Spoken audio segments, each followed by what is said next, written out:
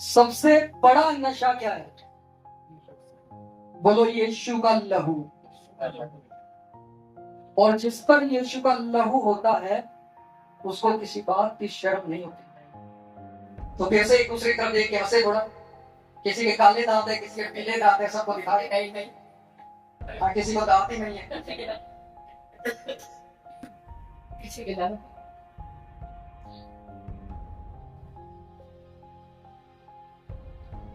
प्रभु आप सभी को आशीष दे और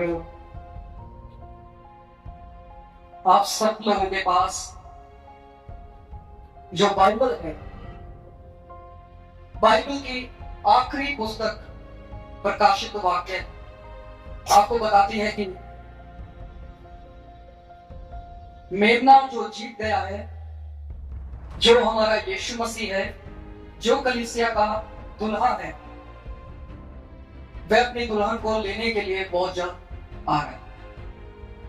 हालेलुया। तो आप इस बात से खुश हैं कि नहीं? कैसे? तो आप अपनी खुशी को कैसे जाहिर करें? हालेलुया।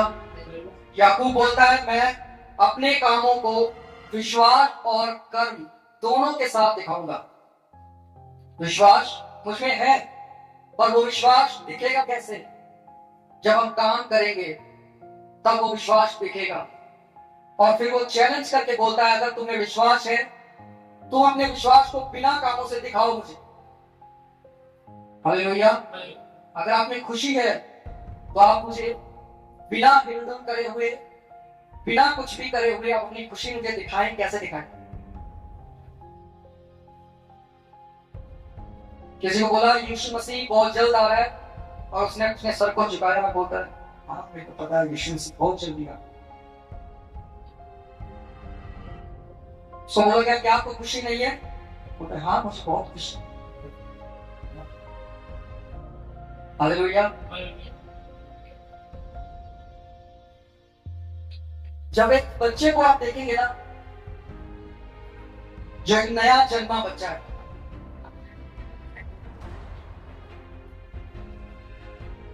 जो 1 साल का हो, 2 साल का हो, 3 साल का हो, 4 का हो, 5 का हो, ऐसे बच्चों को आप देखिए, जो चीज उनको चाहिए होती है अगर वो चीज उनको मिल जाए तो वो अपनी खुशी को किस तरह जाहिर करते हैं? हालेलुया। समझ रहे कि नहीं? बच्चे कैसे अपनी खुशी दिखाते हैं? उछलते हैं, कुछ नाचते हैं, कुछ ताली बजाते हैं, कुछ अजीब हरकतें करते हैं, पर वो अपनी खुशी को जाहिर करते हैं। मानो किसी बच्चे को टॉफी चाहिए, आपने बहुत मना किया परंतु आखिर में आपने उसको एक टॉफी दिला ही दिया, तो वो अपनी खुशी को कैसे जाहिर करता है? और मैं जानता हूं कि आप सब लोग जानते हैं। हालेलुया। समझ रहे? तो प्रकाशित वाक्य की जो आखिरी किताब है वो हमें क्या बता रही है? कि यीशु मसीह बहुत जल्द आने वाला है, वो द्वार पर ही खड़ा है। इस समय में एंटी क्राइस्ट जो है वह अपनी दुनिया तैयार करने में लगा हुआ है, अपने लोगों को तैयार करने में लगा है, ताकि जो लोग उसके साथ हो जाएंगे वे यीशु मसीह के आगमन पर बादलों पर उठाए ना जाए और वह परमेश्वर के क्रोध के नीचे आ जाए। पर दूसरी ओर परमेश्वर अपने लोगों को तैयार कर रहा है पवित्र आत्मा के द्वारा, उनसे बात करके कि जब यीशु मसीह आए तो वह बादलों के ऊपर यीशु मसीह के साथ मिल सके, उसके साथ उठाए जाए, यहां से चले जाए। हालेलुया। और वह दुनिया जो यीशु मसीह ने बनाई है उस दुनिया में वे रह सके। आपको पता है बहुत सारे जो लोग हैं वे स्वर्ग को सिर्फ इस तरीके से देखते हैं कि हाँ वो तो सिर्फ एक ऐसी जगह है जिसके बारे में कोई जानता नहीं है, और अगर कोई मानता भी है कि स्वर्ग है, बाइबल बताती है कि स्वर्ग और नर्क सच्चाई है। स्वर्ग भी है, नर्क भी है। स्वर्ग के बारे में लोग नहीं जानते हैं, उनको लगता है कि एक खुदा है और बस रूहें जो है वे उसके पास पहुंच जाएंगी और फिर पता नहीं क्या होगा, शांति से बैठे रहेंगे या कुछ ऐसा। पर बाइबल बताती है कि स्वर्ग जो है ना वो एक शहर की तरह है। बोलिए एक शहर, एक सिटी की तरह है जो पूरी तरीके से डेवलप सिटी है, किसी तरीके की उसमें कोई कमी नहीं है। हो सकता है आपके पास सोना हो, भरपूर सोना हो, चांदी हो, आपके हाथ में 10 उंगलियां हैं और 10 उंगलियों में आपके पास 10-10 चांदी की और 10-10 सोने की अंगूठियां हैं, कानों में पहनने के लिए है, गले में पहनने के लिए है, सब चीजें हैं। पर आपको एक सच्चाई पता होनी चाहिए, यहां पर लोग सोने का इस्तेमाल अपने हाथों में और अपने कानों में अपनी सजावट के लिए करते हैं, पर परमेश्वर की उस सिटी के अंदर, उस डेवलप सिटी के अंदर सोने का इस्तेमाल सड़कें बनाने के लिए किया जाता है। किस चीज के लिए किया जाता है? जब आप पढ़ेंगे प्रकाशित वाक्य तो वहां पे आप देखेंगे कि उस सिटी की, परमेश्वर के स्वर्ग की जो सड़कें हैं वे सोने की सड़कें हैं। हालेलुया। बहुत सारा प्रेम हो सकता है लोगों के अंदर सोने चांदी के प्रति, रुपयों के प्रति, परंतु ऐसी कोई भी चीज वहां पर मायने नहीं रखती। परमेश्वर का कलाम हमें दिखाता है वहां पर सिर्फ एक ही चीज, एक ही व्यक्ति, एक ही परमेश्वर, एक ही प्रभु मायने रखता है, उसका नाम यीशु मसीह है। हालेलुया। यीशु मसीह ने अगर आपको आज का ये दिन दिया है तो सचमुच उसने आपके जीवन में कुछ ना कुछ बुलाहट रखी है, ऐसी चीजें रखी हैं जो परमेश्वर आप पर जाहिर करना चाहता है। आपको चुना गया है, अलग किया गया है, तो इसका मतलब है आपको बेफिजूल में अलग नहीं किया गया कि आपको टाइम पास के लिए अलग कर लिया परमेश्वर ने और आपको बोले मैंने तुम्हें अलग कर दिया है, अब तुम जियो और मरकर स्वर्ग में आ जाओ। ऐसा नहीं है। परमेश्वर ने आपको चुना, बाद में उसका कलाम कहता है मैंने तुम्हें ठहराया। क्या कहता है? कहता है मैंने तुम्हें चुना है, तुमने मुझे नहीं चुना। फिर वो कहता है कि मैंने तुम्हें ठहराया भी है और फलदायक होने के लिए ठहराया है कि तुम फल लाओ। आपकी बुलाहट हमेशा आपके पीछे दौड़ती है, आपको पता है? आपकी जो बुलाहट है वो हमेशा आपके पीछे दौड़ती रहती है। हालेलुया। और आपकी जो बुलाहट जो आपके पीछे है, हमारा ध्यान जो है वह बुलाहट के ऊपर ना होकर के, परमेश्वर के ऊपर ना होकर के इस संसार, इस दुनिया में ही रह जाते, क्योंकि हम दूसरी चीजों के पीछे भागते हैं और बुलाहट हमारे पीछे भाग रही। हालेलुया। नहीं समझे? जब नूह का समय था तो नूह को एक बुलाहट दी गई। नूह ने उस बुलाहट को ले लिया, पकड़ लिया और उस बुलाहट के अनुसार चला। जब नूह बुलाहट के अनुसार चल रहा है तो वह संसार की किसी भी बात पर ध्यान नहीं दे रहा है, और अगर वो संसार की और लोगों की बातों पर ध्यान देता तो वो इस बुलाहट में नहीं चल पाता। हालेलुया। मैं आपको ये समझाना चाहता हूं कि परमेश्वर ने आपके हर के जीवन में एक बुलाहट रखी है। अपनी बुलाहट को पहचाने। एक अच्छी भेड़ जो परमेश्वर की है, अगर आपको देखना है कि ये भेड़ अच्छी है, तंदुरुस्त है, सेहतमंद है, तो आप कैसे पहचानेंगे? आप मुझे बताएं। अगर आपको देखना है कि ये भेड़ तंदुरुस्त है, सेहतमंद है, तो आप कैसे पहचानेंगे कि वो खा रही है और वो दूध दे रही है या वो मोटी तगड़ी है? हालेलुया। एक भेड़ को आप कैसे पहचानेंगे? मैं आपको बताता हूं। विश्वासियों को परमेश्वर की क्या बोला गया है?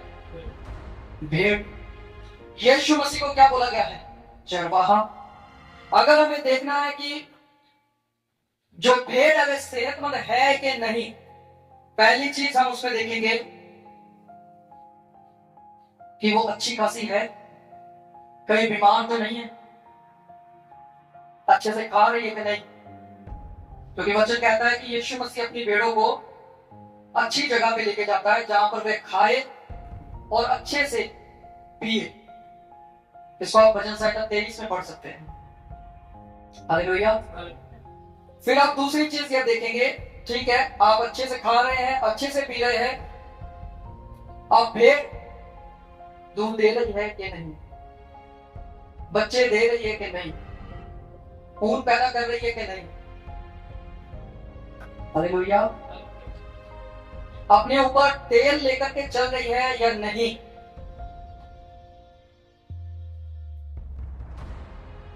आपको पता है एक ऐसी चीज चरवाहे लोग करते हैं कि भेड़ों के ऊपर ज्यादा मक्खियां जो है वे ना लगे।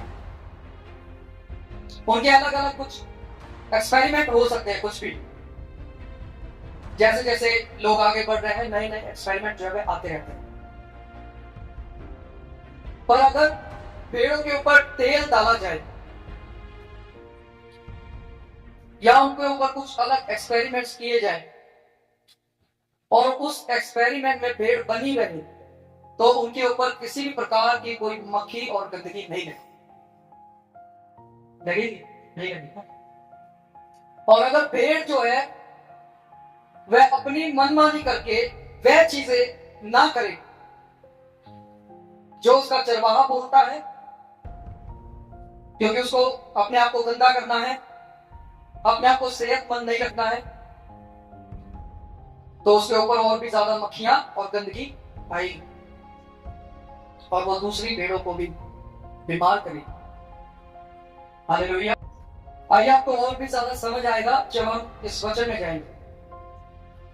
यूहन्ना की इंजील 10 अध्याय और उसका 27 वचन हम पढ़ेंगे। यूहन्ना की इंजील 10 अध्याय और उसका 27 वचन। मेरी भेड़ें मेरी आवाज सुनती हैं और मैं उन्हें जानता हूं और वे मेरे पीछे पीछे चलती हैं। यूहन्ना 10:27 हमें बताता है, मेरी भेड़ें मेरा शब्द सुनती हैं, उन्हें मैं जानता हूं और वे मेरे पीछे चलती। कई बार बहुत सारे लोगों का एक सवाल होता है, पता है क्या? लोग बोलते हैं कि परमेश्वर क्या बात करता है। लोगों ने वचन में तो बहुत देखा है कि उसने मूसा के साथ बात की, नूह के साथ बात की, दाऊद के साथ बात की, सुलेमान के साथ, सैमुअल के साथ, अपने नबियों के साथ बात की। पर फिर भी लोगों के मन में आज के समय में सवाल है कि क्या परमेश्वर बात करता है? अगर वो बात करता है तो फिर वो मुझसे बात क्यों नहीं करता, या मैं उसकी आवाज को कैसे सुनूं? हालेलुया। क्या सच में परमेश्वर बात करता है? उसकी आवाज सुनने में कैसी लगती है? और ये वचन जो हमने पढ़ा है, इसके बाद मेरा आप सब लोगों से एक सवाल है, और मेरा ये सवाल है, क्या आप इन दिनों में परमेश्वर की आवाज को सुन पा रहे हैं या नहीं? मैं फिर से अपने क्वेश्चन को दोहराऊंगा। यहाँ पर लिखा है, मैंने आपके लिए क्वेश्चन लिखा है, क्या आप प्रभु की आवाज को सुन पा रहे हैं या नहीं? आप अपने मन में जानते हैं क्या परमेश्वर की आवाज को सुन रहे हैं कि नहीं? परमेश्वर से बात कर रहा है या नहीं? आपको मैं बताना चाहता हूं, प्रभु आज भी बात कर रहा है। आज आप परमेश्वर की आवाज को सुन पा रहे हैं या नहीं? फिर से यही सवाल, परमेश्वर तो बात कर रहे हैं, क्या प्रतिदिन आप परमेश्वर की आवाज को सुनते हैं? हालेलुया।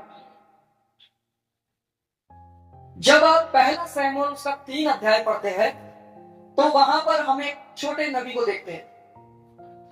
नबी छोटा नहीं है, वो बड़ा भी होता है उसके बाद, पर उस समय वो अपने बचपन में था और उसका नाम था क्या? बोलिए सैमुएल। तो आपको मेरे साथ बने रहना है अगर हम अध्ययन कर रहे हैं। हालेलुया। पहला सैमुएल जब हम पढ़ते हैं तो वहां पर हम देखते हैं परमेश्वर के एक नबी को जिसका नाम था सैमुएल। परमेश्वर जो सैमुएल को आवाज देता है, सैमुएल सो रहा था सैमुअल के बारे में हमें उस वचन को जब हम पढ़ते हैं तो पता लगता है कि सैमुअल उस आवाज को पहचान नहीं पाया और वो एली के पास जाता है। एली के पास जाकर के वह पूछे, क्या तुमने मेरे को आवाज मारा, तुमने मुझे बुलाया? वो बोलता है, मैंने तुम्हें नहीं बुलाया, जाके सोच। हालेलुया। उसके बाद उसको फिर से आवाज पड़ती है, लगातार उसको 3 बार परमेश्वर ने बुलाया, उसको आवाज दिया। पर धीरे धीरे आप देखेंगे जैसे जैसे सैमुअल उस आवाज को पहचानने लगा, उस आवाज की उसको आदत हो गई, तो वो जान गया कि ये आवाज परमेश्वर की है। जब भी मुझे ये आवाज बुलाएगी तो मुझे कान लगा करके सुनना है कि परमेश्वर क्या बोल रहा है और वो क्या चाहता है। हालेलुया। आप पूरा जीवन सैमुअल का बाइबल से उठा के देखें, जब भी परमेश्वर से बात करता था वो सुनता था और वैसा ही करता, क्योंकि वो पहचान गया था कि परमेश्वर की आवाज कैसी है। उसको आदत हो गई थी उस आवाज की। पहले में बच्चा था, उसको समझ नहीं थी, वो समझ नहीं पाया कि परमेश्वर की आवाज कैसी है। उसको लगा शायद एली आवाज मार रहा है। धीरे धीरे वो मैच्योर हो गया, बड़ा हो गया, और फिर उसने परमेश्वर की आवाज को जब जब सुना तब तब उसको फॉलो किया, वैसा ही वह चला। हालेलुया।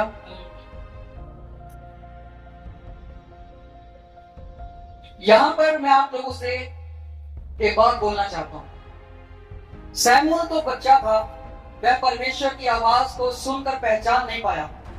हम भी जब मसीह में आए तो हम बच्चे थे, हम परमेश्वर की आवाज को अगर सुना भी होगा तो हम शायद पहचान नहीं पाएंगे, या हम कंफ्यूजन में रहे होंगे, क्या ये परमेश्वर की ओर से है या मेरे मन की बात, या ऐसे ही मेरे विचारों में ये चीज आ गई।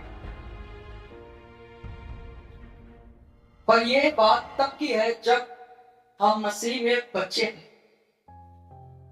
अगर आज भी आप मसीह में बच्चे हैं तो मैं आपको बताना चाहता हूं, आप अपने चरवाहे की आवाज को पहचान नहीं पाएंगे। अगर आज भी आप मसीह में अपने आप को बच्चा बनाए हुए हैं, रखे हुए हैं, वैसा ही कि मुझे मैच्योर नहीं होना है, मुझे मसीह में बढ़ना नहीं है, मुझे बच्चा ही रहना है, और मेरे तो अभी दूध के दांत भी नहीं टूटे हैं, मुझे दूध ही पीने दो, तो मैं आपको बताना चाहता हूं कि आप परमेश्वर की आवाज को पहचान नहीं पाएंगे, उसको फॉलो नहीं कर पाएंगे। क्योंकि यीशु अपने इस वचन में कहता है कि वह मेरी भेड़ें मेरे शब्द को पहचानती है, मैं भी उन्हें जानता हूं, वे मेरे पीछे चलती है। और अगर आप कहते हैं कि मैं अब मसीह में बड़ा हो गया हूं, मैच्योर हो गया हूं, तो शैमुएल जब बड़ा हो गया, मैच्योर हो गया, तो उसके बाद उसने परमेश्वर की आवाज को पहचानना चालू रखा और वैसा ही उसको फॉलो करना भी चालू। उसने आवाज को नकारा नहीं। हम एक चेले की बात करते हैं, फिलिप्पुस की। फिलिप्पुस को पवित्र आत्मा बात करता है और उसको कहता है कि तुम उस जगह पर जाकर के खड़े हो जाओ, वहां से खोजा निकलेगा, तुम्हें वहां पर कुछ काम करना है। उसको इतना डिटेल में बताया नहीं गया था, यह मैं आपको समझाने के लिए बोल रहा हूं। वहां पे उसको बोला गया कि तू जाके खड़ा हो जा। फिलिप्पुस ने एक बार सुना, क्योंकि वचन में एक बार दर्ज है, उसने एक बार सुना और वो वहां पर जाकर खड़ा हो गया। फिलिप्पुस को जब एक बार आवाज पड़ा तो उसने एक ही बार आवाज को सुन लिया, समझ लिया और वह उसके पीछे हो गया। और वैसा ही फिर फिलिप्पुस ने किया, और आप देखिए ऐसा करने पर एक व्यक्ति को उद्धार मिला फिलिप्पुस के जीवन से। और फिर लिखा है कि पवित्र आत्मा कहीं और उसको उठा के ले गया, शायद किसी और को परमेश्वर को उद्धार दिलवाना था। हालेलुया। तो फिलिप्पुस जो परमेश्वर का दास, उसने भी तो अभ्यास किया होगा, या उसने भी शायद पहले समझा ना होगा, फिर उसको पता लगा होगा कि ये परमेश्वर की आवाज है। हालेलुया। ये आवाज तो यीशु मसीह की आवाज के साथ मेल खाती है। ये तो वैसी ही आवाज है जैसे यीशु मसीह की आवाज थी। तो वो उस आवाज के पीछे हो गया, और उसने जब वो काम किया तो उसके जीवन में बड़ा काम हुआ या नहीं हुआ। हालेलुया। तो मैं आपको यही समझाना चाहता हूं, जब मसीह में कोई भी व्यक्ति बच्चा होता है नया नया किसी ने बपतिस्मा लिया है, हो सकता है उसको परमेश्वर की आवाज समझ में ना आए, हो सकता है अगर कंफ्यूजन में रहे कि शायद परमेश्वर की ओर से हो सकती है, शायद मेरे मन की ओर से हो सकती है। पर जब एक व्यक्ति मैच्योरिटी में आ जाता है, जब एक व्यक्ति को अभ्यास हो जाता है, जब उसको पता लग जाता है कि ये मेरे चरवाहे की आवाज है, तो फिर वह उस आवाज के पीछे चलना शुरू कर देता है। हालेलुया।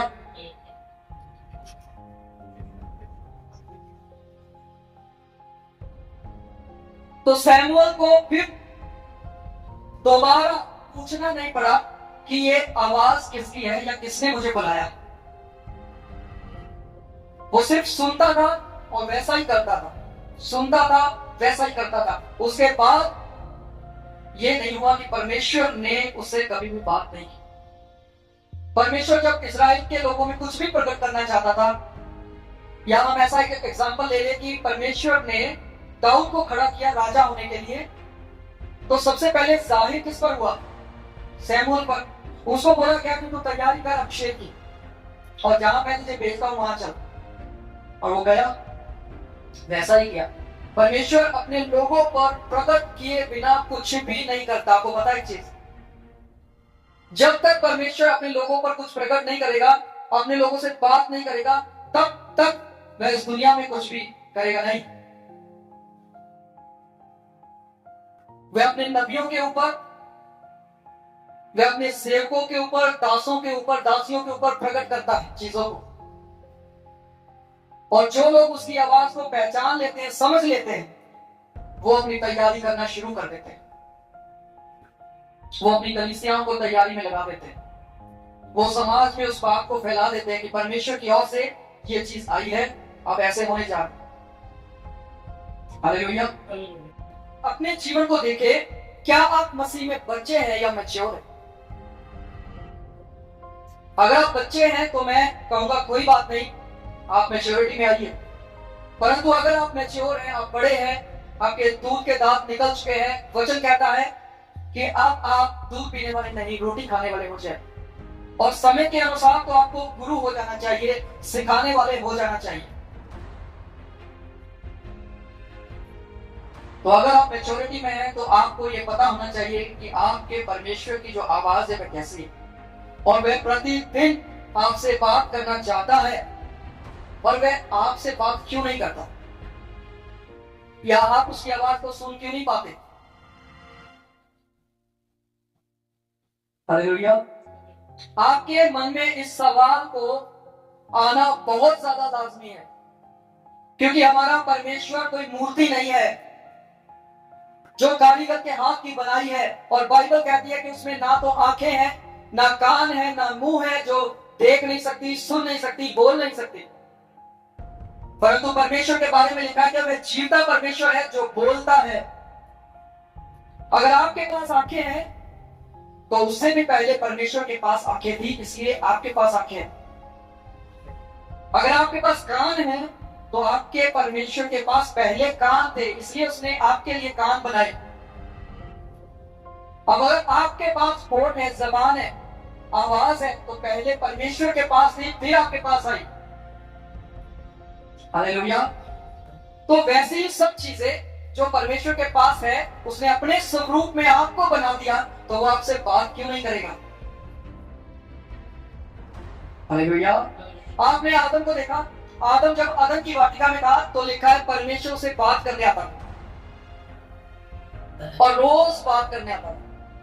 आप खुद सोचिए, वो आदम से क्या बात करने आता होगा रोज। आज तो लोगों के पास बाइबल है, वचन है। आज के लोग तो ये बोल सकते हैं परमेश्वर आया, मुझे वचन समझा के गया। आज तो लोग बोल सकते हैं पवित्र आत्मा ने मुझे गीत दे दिया, वह मुझे गीत बता रहा था और मैं लिख रहा था। आज ये लोग बोल सकते हैं परमेश्वर ने मुझे मार्गदर्शन दिया कि तुम्हें इस रास्ते जाना, इस रास्ते नहीं जाना। पर उस समय आदम से क्या बात करता था परमेश्वर? तब तो बाइबल भी नहीं थी। हालेलुया। तो मैं आपको यहां पर एक चीज बताना चाहता हूं। वचन कहता है जो प्रभु यीशु मसीह है, जो परमेश्वर है, जो पवित्र आत्मा है, वो आपसे प्रेम करता है, वो आपसे प्यार करता है। इससे पहले कि आप उससे प्रेम करें, उसने पहले प्रेम किया। और जब हम अब मसीह में आ गए हैं, तो हम जो है वह उसके प्रेम को पीछे करते चले जा रहे हैं, पीछे करते चले जा रहे हैं। और हम उसी दुनिया में, जिसके लिए बाइबल बोलती है कि उसने हमें संसार से अलग किया, उसमें ही अपने आप को धकेलते चले जा रहे हैं। अपने आप को हम धक्का मारते हैं कि चलो संसार में वापस, चलो दुनिया में वापस। हम अलग होकर के खुश नहीं हैं। तो सैमुअल ने तो परमेश्वर की आवाज को पहचानना सीख लिया, उसको आदत बन गई वैसी। जब भी आवाज आती थी फिर वो पहचान लेता था। दाऊद परमेश्वर की आवाज को पहचानता था। हालेलुया। तो सबसे पहली चीज हम ये देखेंगे कि परमेश्वर की जो आवाज है वह आती कहां से।